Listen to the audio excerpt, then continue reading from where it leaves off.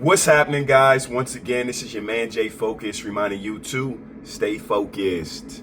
And today I'm talking to you guys about why I am quitting YouTube. So I'm going to break it down for you. How my YouTube journey started, where I'm at in my YouTube journey now, and why I'm going to end my YouTube journey.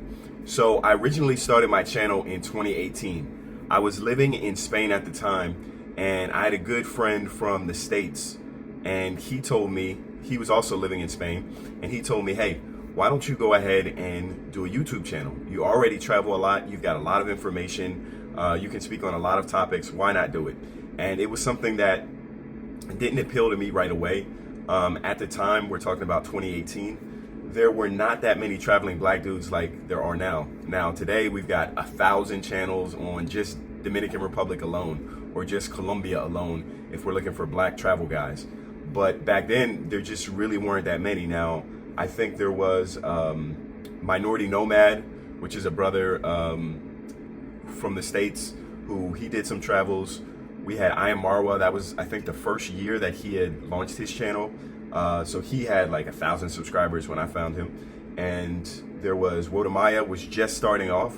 I remember Wodamaya had commented in one of my first or second videos. You know, that's how small the YouTube travel black space was at that time. So Jubrilla Goro had a channel, but he would post sporadically, not often. So nobody really had a big following yet at that time. And especially in a lot of the places that are popular now, there just weren't videos out there like that. So I said, you know what, maybe I'll do it because I had already been traveling, guys. I had been traveling for the past 16 years at the point that I started my YouTube channel. I started my channel in 2018. I've been traveling since 2002 internationally. A lot of the countries that I visited, you're not going to see on this channel because I'm never going to visit them twice. Like, just to give you guys an example of a place I'll probably never go back to is El Salvador. Now, I'm not saying there's something wrong with El Salvador, but I've already been there many years ago, and I saw everything I needed to see. So you're probably not going to see a video on this channel of me in El Salvador, because someone had left me comments before saying that, you know, you haven't been to as many countries as XYZ person, and I'm like, you're judging just off the videos on this channel. You're forgetting that I had a travel life way before YouTube, way before travel became a wave. Now travel is a wave. Now you got hashtag passport bros. Everyone kind of collectively put it together that, hey, we have better opportunities, better women, we can save money and live a better lifestyle overseas. I put that together 15 years ago. So I started my channel in 2018. I was traveling at that point in Europe primarily, but anytime I had a longer chance to travel, I would go to Africa. So the first time I went to Africa was 2016. I went to Ethiopia, and then once I had my channel, I went back to Africa, and I went to Uganda, and I went to Kenya, right? So the very first video on my channel was a video of an interview I did with a young man in Uganda. So people got the impression, I think, that my channel is an African channel. Now, I love Africa. Africa to me is the best value and the place I'm most interested in travel now, but my channel was never launched as an African channel. It was launched as a travel channel, nothing else on top of it, and a channel about my life and my lifestyle. Now, nobody can decide what their audience likes or what their audience doesn't like. So I might put out a video that you guys may not fall in love with, and that video might get 500 views. And I might put out another video that I barely want to put out the video. I'm like, man, this isn't good quality. So hit that like button. I'm putting in work out here. I swear to y'all, I'm putting in work. And just stay tuned. Got more coming for you. I don't really like the guests that I have that I'm interviewing, which that happens. You know, everyone assumes that if you do an interview with someone or you have a guest that you like this person, or that if it's a girl that you're in a relationship with this person, that you smash this chick. That is definitely not the case. If you look at all the girls I've had on my channel, I did not smash every girl on the channel. Now, the ones that I smashed and the ones that I didn't smash, that's for me to know. You know, I'm not gonna put women's business out on the street. That's some female gossip type stuff. But just because she's in a video with me doesn't mean it's a sexual thing, and just because I'm in a video with a guy doesn't mean I necessarily am homies with the guy. We're best friends. It's just an exchange as content creators, as collaborators, and that's another thing that you're not really going to see unless you are behind the camera and you have a channel and you're dealing with those kind of things. And even if, you know, you might respect a guest, that doesn't mean you agree with them. So, you know, people have different views than me, and they're my homies. Shoot, my own brother, my own mother, my own father have different views than me. That doesn't mean that I don't respect them, but if I do an interview on my channel with them, don't think I'm co-signing everything that they say. It was that perception of, okay, he's with this person, he likes this person, or he agrees with this person. That is absolutely not the case. But there is a respect, and there are some commonalities, of course, because if I'm completely disgusted with someone, I wouldn't even do a video with them. Like, for example, if a person is a transformer, I wouldn't even do a video with a transformer, because that's just so against what my own beliefs are that I wouldn't want any association. I had taken a vacation to Africa. It was just a couple of weeks, and I uploaded the videos of myself in Uganda, the videos I did in Kenya. I did interviews with, I think, 3 or 4 different women when I was in those 2 countries. And I got a decent amount of reception off of those videos. And then I started doing a couple videos just showing my lifestyle in Spain, because, you know, you need content when you're not traveling, right? Everyone is not traveling every single day. So it can't just all be that. So I was showing videos of my life in Spain, and those got a couple views, not a lot. And then I started to travel a little bit more in Eastern Europe. And those videos actually got a lot of views. There's a lot of people who hate to see a black man with a white woman, especially in their home country. And they are typically cowards. They would not say anything to your face. But if they're behind a computer screen, they have that freedom to exercise and talk their shit, right? So a lot of times I was getting, I think, hate views. So of course, you know, I would say 90% of people have no problem with it, but the 10% who have a problem with it, they're going to be extremely vocal. So that's when I would get hater comments. That's when I would be called a monkey. That's when I would be called, you know, go back to your country. I would be called the N-word, that kind of thing. Even though it's negativity is engagement, and YouTube picks videos up based on engagement, right? Controversy and engagement. That's why you might see a lot of YouTubers and you're thinking, why is he always saying something controversial? Why is he always stirring the pot up? You know, is that his real personality? It's probably not. Very few people are actually like that in real life. But a lot of people understand YouTube. They understand the algorithm. They know that, just like in journalism, if it bleeds, it leads. People want to see chaos. People like drama, even if they don't want to always admit it. So one strategic thing, if you wanted to be a big content creator, if that was your only goal at any cost, forget my morals, forget my own viewpoints, just be a contrarian. So if everyone says go Trump, you say go Kamala. Everyone says go Kamala, you say F y'all, go Trump. If people love Andrew Tate, when people are loving him, at that point, not anymore, that's when you hate on Andrew Tate. When people are hating on Andrew Tate, you're the sole voice who loves him. Being a contrarian on YouTube with any topic, any debate, is absolutely going to get you views, because if the other side that's against you is greater, they're going to have that much hate and energy focused on why you're wrong in your video. So that's going to be all in your comment section. You're wrong. You don't know what you're talking about. Blah, blah, blah. People who agree with you are honestly a lot less vocal. You'll get here and there people who agree with you will say, yeah, good job. I like what you did or whatever. But they're less likely to share. They're less likely to leave 15 comments. You know, if you're on the same ground, there's not that much to discuss. But if someone is against you, that's a conversation, that's a debate, and that's what people want to see, and that drives engagement. So these are things that you pick up from being on YouTube. Now, me, I've never been on my channel and purposely tried to be antagonistic just for views. I've never represented any viewpoints except my actual viewpoints on my channel. And the same thing with the travel locations that I like to visit. I've never booked a ticket to a place saying, oh, this is going to blow up my channel. There are places that will blow up your channel, and there are people, content creators, who travel specifically to these places, and they kiss the country's ass. They say, this country is amazing, it's the best place ever. They sell you a dream because they know you want to be sold a dream on these places, right? You've already got your mind made up on these places, and you just want them to confirm what you already believe, right? And that works with positive and negative, right? One easy way to go viral in Argentina, for example, is to just tell people what they want to hear. People have already made up their mind that Argentina is racist. So if you go to Argentina as a black man, as a dark-skinned Latino and just say, oh my God, it's so racist, you're gonna get 100,000 views, because you're gonna have Argentinos in the comments saying, some of them will say, go back to your country if you think it's so bad, and then you'll have other RGs who will say, he's lying, blah, blah, blah. So they will engage with themselves on your comments. And then on the flip side of that, people who've never been to Argentina, who already have this preconceived notion that Argentina is racist, will agree with you and say, I know the history, da da da da da da da. And you've got a whole storm of people debating each other because of a controversial opinion that a lot of people already agree with. You see how that works? So me, I've never played that game. I'm intelligent enough that if I wanted to play that game, I could be very good at that. I could troll people. I know the way it works, but me, I'm the kind of guy who keeps it 100. Now, that's not as profitable, as you can probably tell. That's not as popular, as you can probably tell if you've seen my channel. This is me just going on a little bit of rant of how YouTube works and why I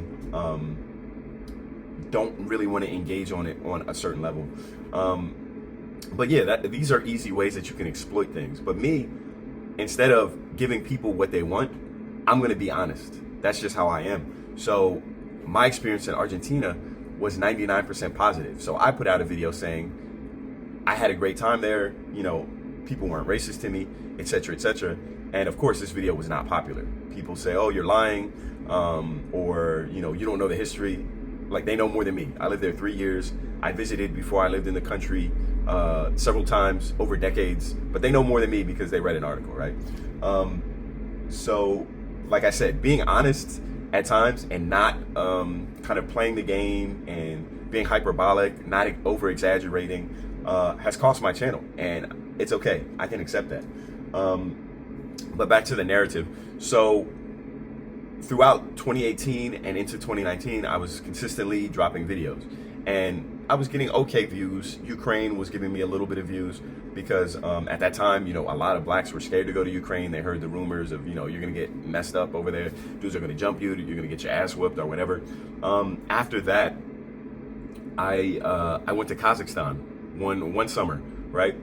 And that really blew up my channel because other than Borat, the movie, most people had never even heard of Kazakhstan. They couldn't find it on a map, but they had seen the women, and the women in Kazakhstan are quite unique in the world. You could call them exotic because you've got on one far end of the spectrum women that look straight up Chinese, and then on one end of the spectrum you have women who look straight up blonde hair, blue eyes, Moscow Russian, and then you have the majority of the people fall somewhere on the spectrum in the middle, right? So it's kind of like the Dominican Republic is for black and white people, but for white and Asian people. You know, you just have this big mix of ethnicities and racial features all in one people, right?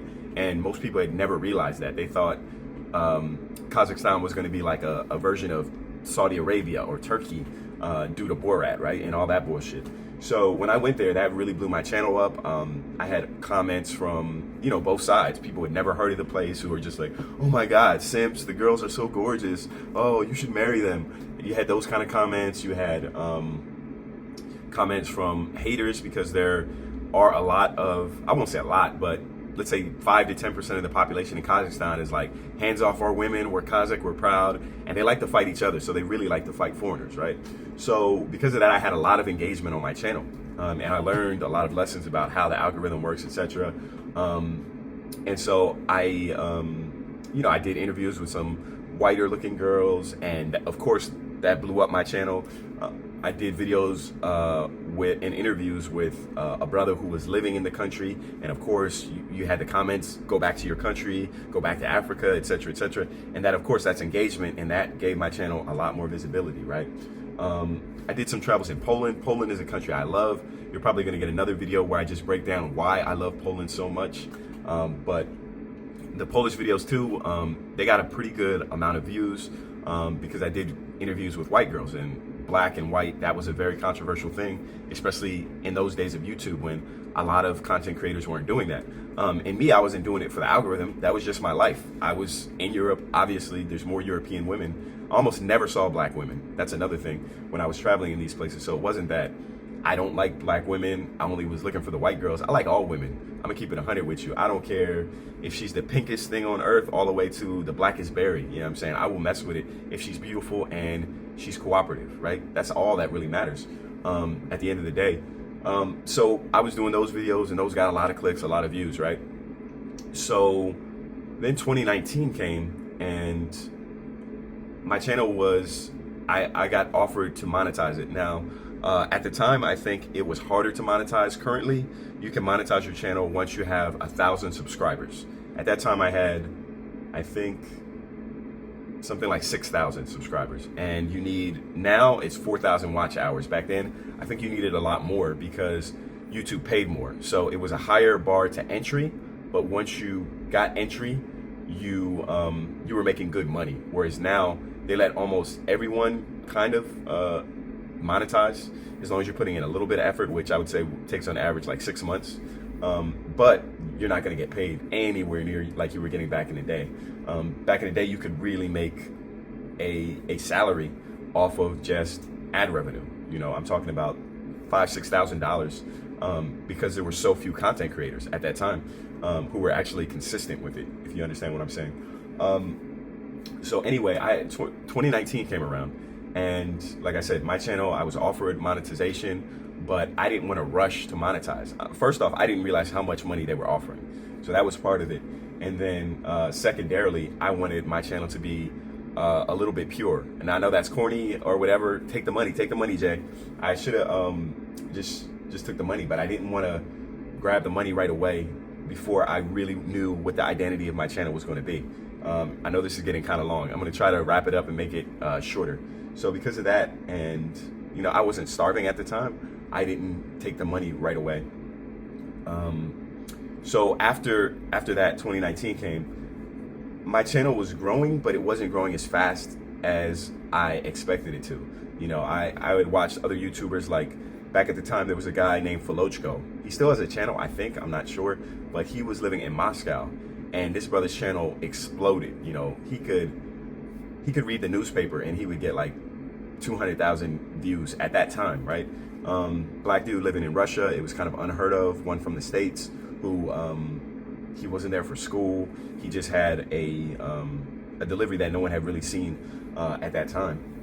So I was, you know, comparing myself to guys like him and some other channels, and it wasn't even about the money. It was more to me about, I'm trying to get the subscribers, and I felt like I was not getting consistent numbers, not getting consistent subs. So I was just kind of like, it was taking a lot of my time up too, for the return that I was getting, that I was like, this doesn't really make sense to me.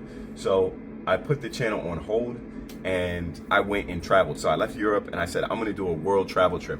I don't know if it was God, but something was telling me like, Jay, this is the time. If you want to go and see like some really exotic parts of the world that people don't travel to a lot, because that always kind of spoke to me. I wanted to always go to places that everyone doesn't go to. I don't think I've really even stayed in a resort in my lifetime, maybe for like one day, but I was never attracted to package tourism. I never wanted to be on a cruise. I never wanted to leave America to be around a bunch of Americans and Canadians. To me, that didn't make a lot of sense. I always wanted to really see the world in my own lens, without someone holding my hand.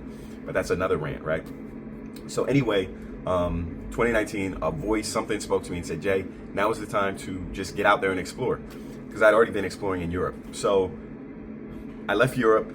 I started hitting, I went to Egypt. I went to the pyramids. I went to Lebanon, the little country next to Israel. That now it's a whole different thing if you're trying to go there versus before 2020. I went to Georgia, the country of Georgia, not the state of Georgia. I went to Armenia. I went to all these super exotic places, and I didn't record any of it. So there's not going to be any videos on this channel from those places unless I go back. I might go back to Armenia. I really liked Armenia a lot. Georgia was amazing. I could do a video just talking about Georgia. Georgia was a really cool place that I think some of the more adventurous brothers would enjoy, and I'll break down the reasons why. So after all of that travel, my final destination, I went to Australia in 2020, I went to Thailand in 2020, and after that, my plan was to finally end up in Argentina. So I get to Argentina, this is March 2020, right before the lockdowns, right before all the BS starts. And my plan was I was going to stay in Argentina for like 6 months, maybe a year. I had heard rumors that you could get citizenship in Argentina after like 2 years.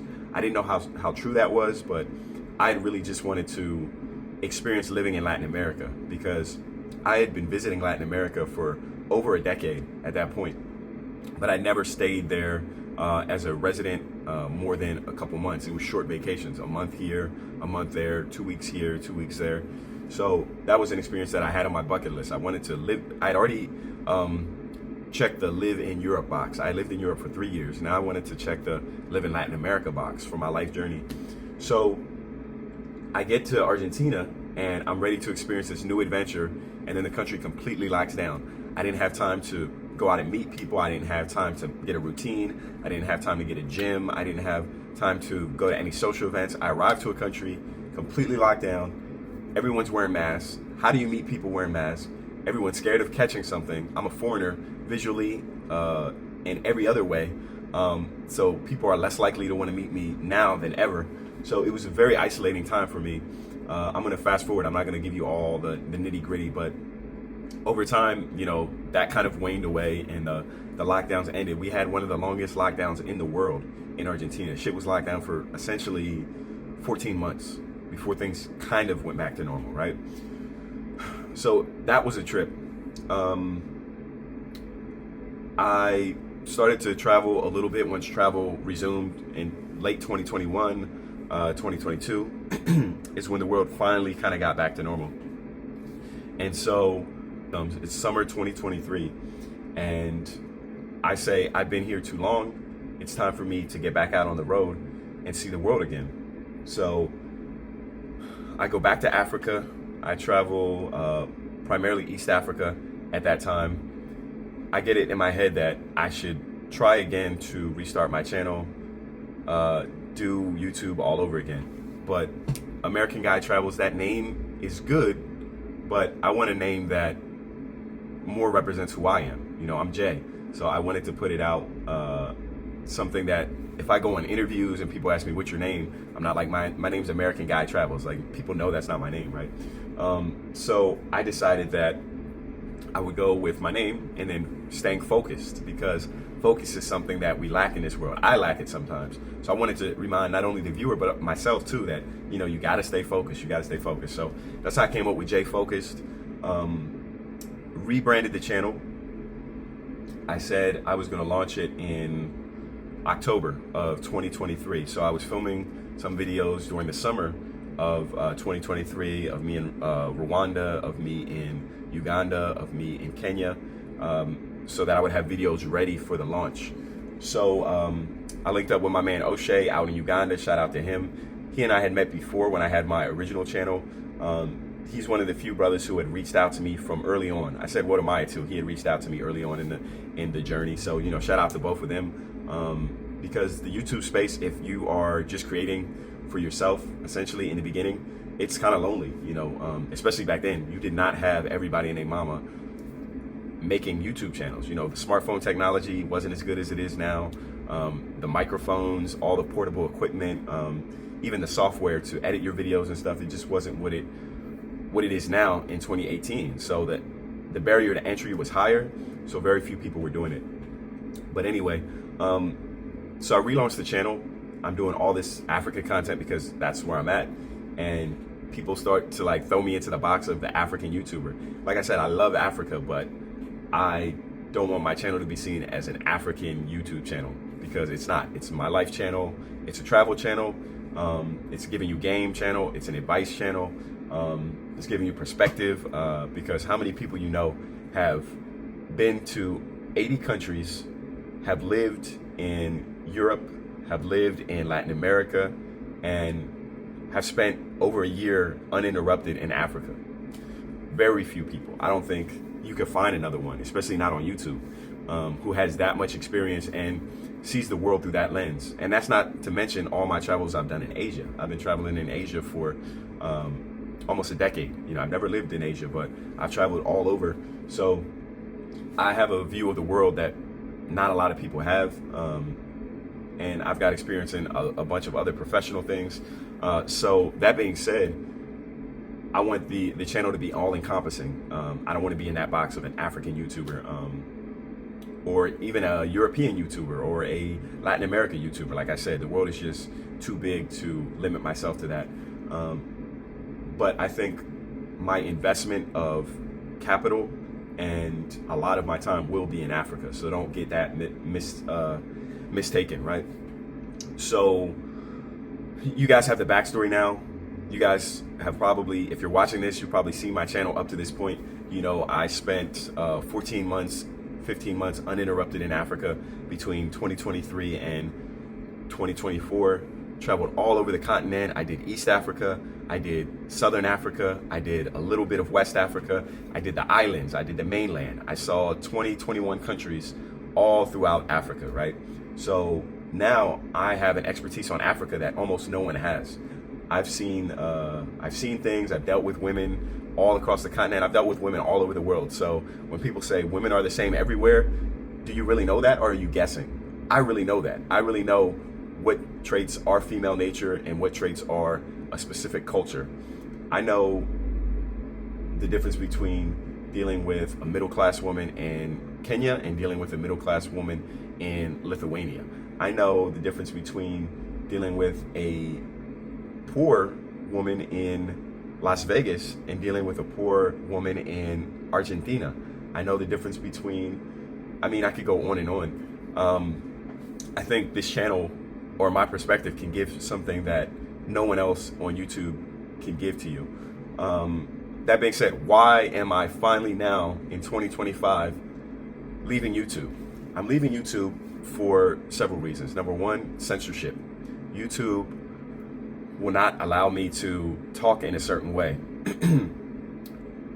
if I want to get ad revenue, right? Which is, I'm not going to put in the work that it takes to run a successful YouTube channel and deal with trolls, haters, people calling me the N-word. You guys may not see those comments because there's a filter that will catch them, but I still get to see some of the vitriol, some of the hatred and nasty things that certain users will try and send to me. So I'm not going to deal with that, and I'm not going to deal with censorship where I can't say what I really want to say, shadow bans, when there's nothing in it for me, when there's no ROI, there's no return on investment. Second reason I'm leaving YouTube is because I feel like I'm already shadow banned. A lot of my videos do not get pushed out in the way that other YouTubers do. Now, some of that is because I travel to places that a lot of people aren't going to. You know, I don't go to the cliche countries. I don't spend all of my time in Colombia, Brazil, Dominican Republic, Thailand, but I don't spend all my time in the typical pay-for-play destinations, the typical mongering destinations that everybody and their mama spends time in. I'm not necessarily saying that there's something wrong with guys who want to travel overseas and do pay-for-play, but it's disappointing when that's like 90% of guys, especially black men in the travel YouTube space. Most of them do just want to go to those same type of places, and I get it. You know, if you live in the States full time and you might only have 2 weeks of vacation, 3 weeks of vacation, you want to go to a sure thing. You may not be as curious about the world. You don't want to go somewhere where you can't guarantee that you're going to have a woman in your bed on day 2. You know, I get that as well. But it's just disappointing that there isn't a bigger market. And like I said, my channel got put into a box where it's like, you are the African YouTuber, Jay. So if I go and travel to a European island, nobody's gonna watch that video. Not white people or black people, apparently, right? And if I wasn't in that box, you know, if they put me into just, I'm the travel adventure guy box who kisses every country's ass and just smiles all the time and says every place is amazing and never has any real substance to what they're saying, my channel would blow up off that same exact content, the same exact videos. Another reason I'm stepping away from YouTube is because the game is too good. They say in the Bible that you should not cast pearls to swine, and sometimes that's what it feels like. It feels like I'm giving jewels away to people who don't appreciate them or they underappreciate them. So with that being said, there are certain places that I do not want the whole hood to show up to. I do not want Pookie and Ray Ray, whoever they are, you know, because those terms get thrown around a lot, but no one ever defines them. But I don't want Pookie and Ray Ray to show up and ruin the party, for lack of a better word, to mess up a good thing, to hurt the perception of other black travelers. So I don't want to put out certain things to the masses. I want to put certain things out to a select few who can appreciate what the game is. Y'all see something and give credit where credit's due. There's other people who will see something and they won't even say thank you. You know, when you're putting out information that you can't find anywhere else, you're giving people game they can't get anywhere else, and it's not being appreciated. So that's another reason why I'm stepping away from YouTube. It's also worth mentioning that YouTube ad revenue is very, very minuscule. So even on my best month, I've been doing YouTube monetized, because I told you the first time they offered me monetization in 2019, I turned it down. I did accept it in 2024. So since January 1 to December 31st, which is in a couple days, I've been monetized. So I know on average what my channel is going to do. It's going to increase, of course, a little bit, but in general, when you have what I have, which is around 14,000 subscribers and average videos all over the place, you know, some videos might do 2,000-3,000 views, and then other videos might do 50,000 views, but somewhere in that range, I know what the average ad revenue from that looks like, and it's very low, guys. I'll keep it 100 with y'all. I'm probably only getting a month off of YouTube ad revenue around $500. Not even every month. Sometimes it's less than that. So that tells you that this is not something that I should be sinking my time into, just from a strictly business perspective. You know, forget all the rest of it. And when I do live streams, people aren't sending in super chat money. I'm not getting support there. So that's also not a good use of my time. And certain people have asked me, hey Jay, why aren't you going live? Why aren't you going live? The times I went live, nobody was supporting the live stream. I might get $5 if I'm lucky. Some of the live streams, I wouldn't even get that. So with that being said, it's like, why should I sit here, talk for 2 hours, 3 hours, and I'm not gonna be compensated for that? I'm gonna get from ads. If I do a 3-hour live stream, I might get $4 in ad revenue off of that. And I might get $10 in super chats. That's like $14. You earn more than that working at McDonald's, you know? And this is a lot harder than that, you know? It's just not logical. It doesn't make sense for me to continue to do that. So if you made it this far, you're a real one, because this was a long video. You know, there were no big booties shaking. This was just me keeping it 1,000 with y'all, because, you know, that's what I want to do. That's why I have created a Patreon, so I can keep it 100 with y'all. I can pour my heart out metaphorically and give you guys the real spiel, unfiltered, uncut, uncensored, without having to worry about the bullshit on YouTube. So yes, I'm stepping away from YouTube. I'm not stepping away from content creation, not 100%, not yet. Anyway, I'm gonna do this Patreon experiment. Hopefully you guys will come along for the ride with me. I'm gonna give you guys the real. I'm gonna show you guys uncensored things. I'm gonna show you guys, oh man, y'all are gonna love it. Y'all are really gonna enjoy my Patreon page. You're gonna get value for your money, and it's gonna be a ride. All right, go ahead, like the video if you can. If you can't, it doesn't matter, because y'all are with me. Y'all are rocking behind the paywalls. So until next time, this was your guy Jay Focus, reminding you to stay focused.